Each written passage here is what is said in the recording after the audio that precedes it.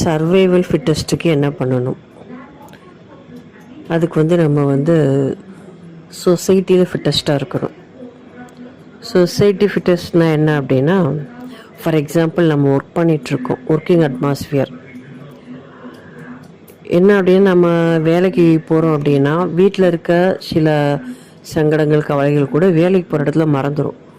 ஆனால் வேலையை பார்க்குற இடத்துல நடக்கிற விஷயம் நமக்கு வீட்டு வரைக்கும் டார்ச்சரை கொடுக்கும். ஸோ இது எங்கே ஆரம்பிக்கும் அப்படின்னா, நம்ம கூட கொலீக்ஸ் கம் ஃப்ரெண்ட்ஸு, கொலீக்ஸோ இல்லை ஃப்ரெண்ட்ஸோ, ஸோ அவங்கனால தான் ஆரம்பிக்கும். கூட இருக்கவங்க தான் நமக்கு சில விஷயங்கள் பண்ணுவாங்க, நமக்கு ஹர்ட் ஆயிரும், டென்ஷன் ஆயிரும், ஆத்திரமாக வரும். இது யாரோட தப்புன்னு நினைக்கிறீங்க? அவங்க தப்பாக இல்லை, நம்ம தப்பு தான். நம்ம வாய் தான் எல்லாத்துக்கும் காரணம். ஸோ நம்ம பேச்சை குறைக்கணும், நிறைய கவனிக்கணும். நம்ம பேசுகிற விஷயத்தில் நிறைய விஷயத்தை அங்கே அப்சர்வ் பண்ணி தான் நமக்கு திரும்ப அடிப்பாங்க. ஃபர்ஸ்ட் ஆஃப் ஆல் நம்மகிட்ட இருக்க ப்ளஸ்ஸையும் நம்ம ஷேர் பண்ணிக்கக்கூடாது, அதே மாதிரி மைனஸையும் ஷேர் பண்ணக்கூடாது.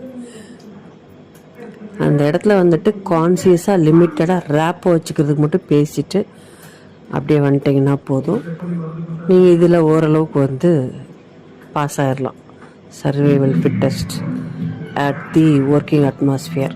இந்த வீடியோ உங்களுக்கு பிடிச்சிருந்துச்சுன்னா லைக் பண்ணுங்கள், ஷேர் பண்ணுங்கள், கமெண்ட் பண்ணுங்கள், சப்ஸ்கிரைப் பண்ணுங்கள்.